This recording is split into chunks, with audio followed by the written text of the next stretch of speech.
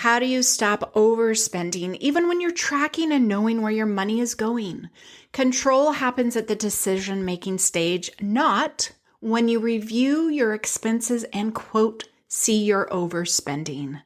This episode will help you understand why knowing where your money goes isn't the same as being in control and what you should do instead to, quote, help you stop overspending. Welcome to the Wealthy After 40 podcast, the show for Gen X women and couples who are ready to ditch financial stress and feel confident about retirement. I'm your host, Daylene Higgins, financial and retirement coach, helping Gen Xers master their money and create a personalized retirement plan so they can stop spinning their wheels and step boldly into their dream retirement. If you're feeling behind, don't worry. Continue listening to this podcast, as well as be sure to grab your free guide, 5 Must-Do Steps to Start Retirement Planning Now, at elevatefinances.us/must-do. And remember, let's make retirement possible together. Welcome to the episode. I'm so excited to dive into the topic of overspending. I get a lot of clients come to me and they express their true desire in me to help them stop overspending, and they're looking for me to tell them how to do that. First off, I want to say I don't coach like this. I'm not going to tell you where to spend your money. By the end of this episode, you'll understand a better why. But if you're looking for someone to tell you exactly how to stop overspending, head on over to Dave Ramsey. He will tell you. He will tell you exactly what to do and what not to do. But if you're looking for a better, more effective, and honestly, a happier approach to your spending and your money, you found the right place. And today I'm going to help you understand overspending and how to, quote, control where your money is going. Lots of quotes today, because some of these words I'm using aren't true exact definitions of what you hear the word normally. Most of us don't like restrictive budgets. In fact, most of us stay away from budgeting because we find it is restrictive. We don't like it. It's never been effective for us.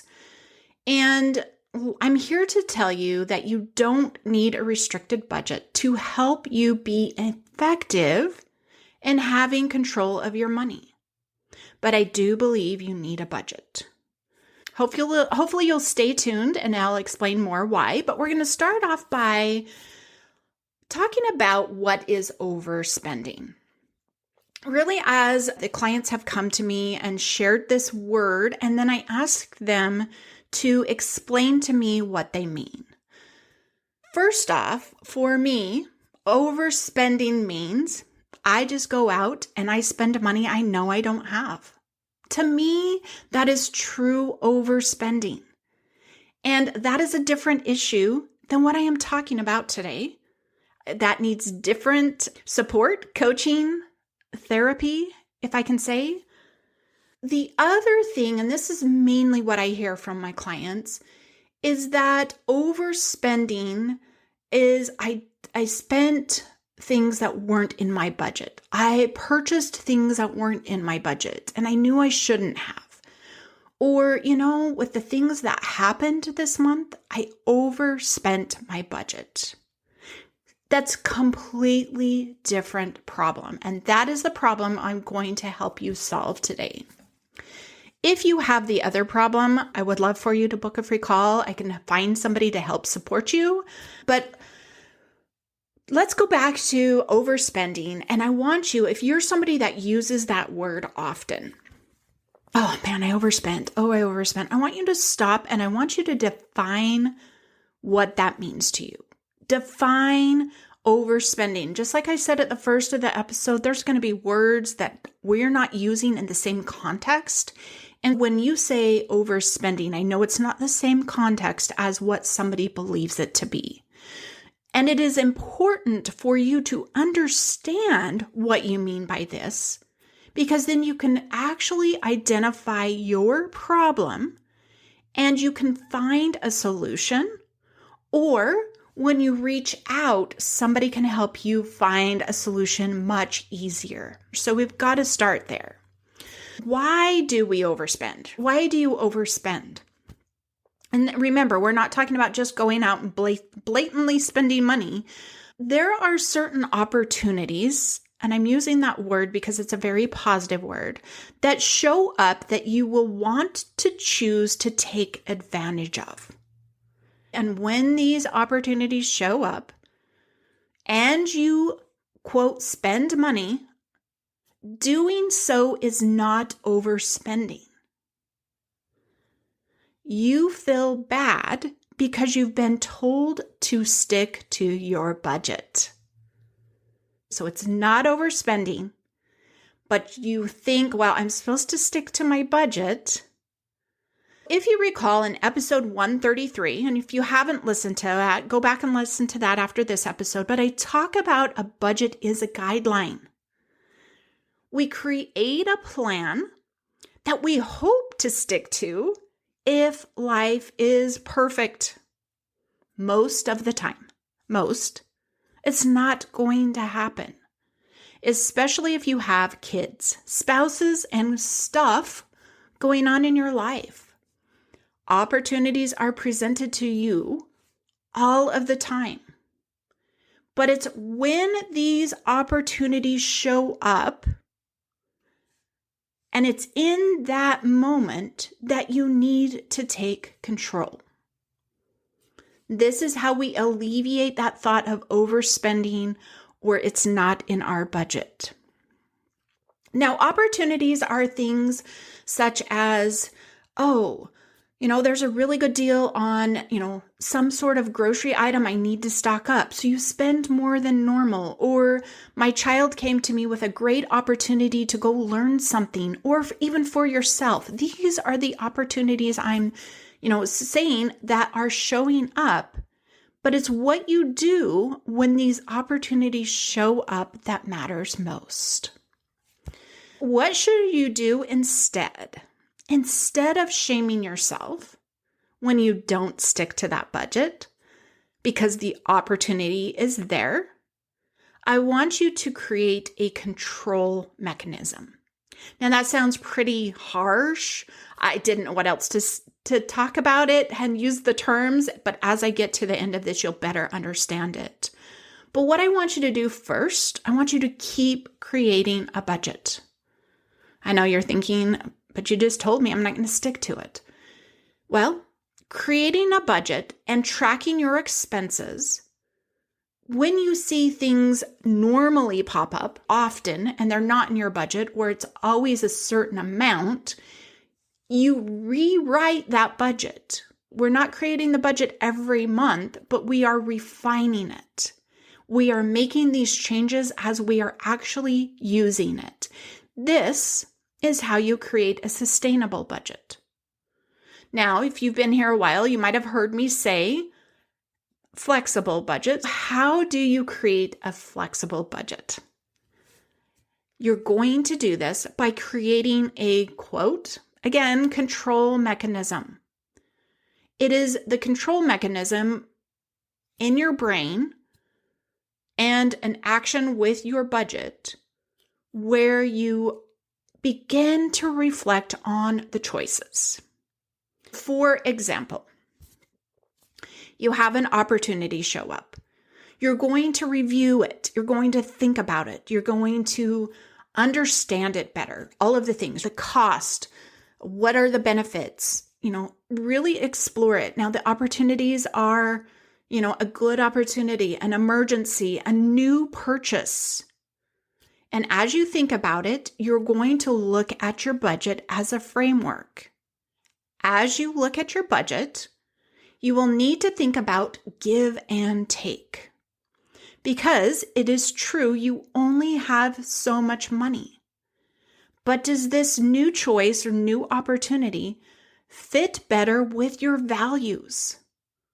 With what you want your money to be supporting you with? Is it leading you to your goals? Is it supporting what you want money to be creating for you? It's really important to have goals with our money as it also guides us with our budget, with our framework. But it's there that we actually then make that decision. I have an opportunity. This is the cost. This is the benefit to me. Is that greater than something else? Or if I kind of like shift things. I've had clients say, I have a budget, I track, but I don't know what to do with it at that point. This is one of those things. This is how you create the flex. This is how you go, well, all right, I know I only have so much money. This new opportunity is here. And how can I make it work? We're not restricted, we're flexing, and we're keeping it sustainable. I want to share with you a message from a dear client, as she was one of the clients who came to me all frazzled about her spending, wanting me to tell her what to do, where she was overspending, all of those things. And as you heard me at the very beginning, that's not how I do it, but I walk you through different steps. And as we had been working together for several sessions, she sent me this message, and I'll read you her words. Dear Daylene, I was thinking about our values spending discussion this morning and just wanted you to know that was so very impactful to me. Truly grateful that you are coaching me. Despite knowing the money is there, and I have done all the things to build the nest egg, I was really lacking the tools and insight on how to manage it, and had lots of fears and worries about it.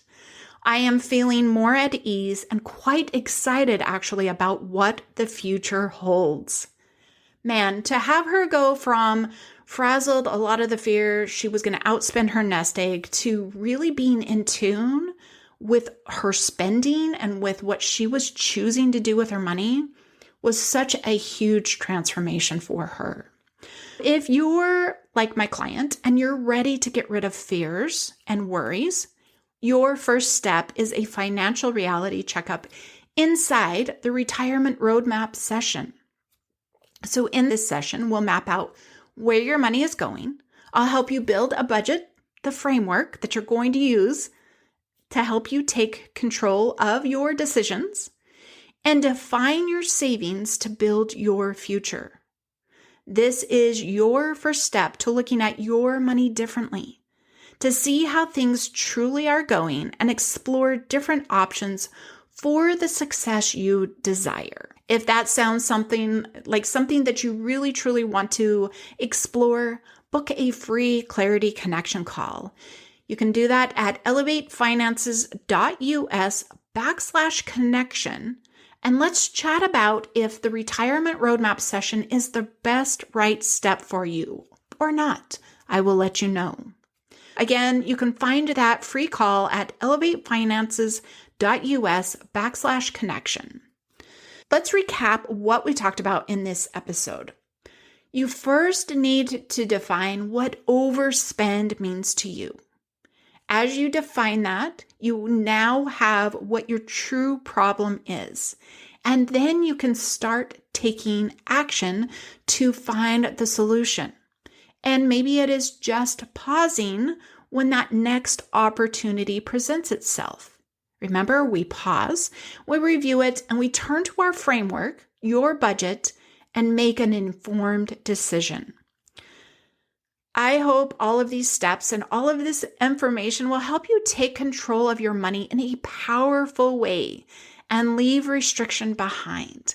We need to get rid of the shame, the fears, the worries about spending our money and be able to enjoy what we have worked so hard for. Thank you for listening to this episode, but be sure to tune into the next one. Thanks for tuning in. I hope today's episode helped you take one more step toward mastering your money and creating a retirement plan that fits your life. If this episode gave you value, would you do me a quick favor? Follow the show, leave a review, or share it with another Gen Xer who needs this kind of support. And if you're ready and tired of trying to figure it out all on your own, Be sure to book your one-on-one retirement roadmap session, and together we'll create your personalized plan so you can move forward more quickly with clarity and confidence. You can find that at elevatefinances.us/roadmap to book your session today. And remember, retirement isn't just a dream, it's a plan, and let's make it possible together.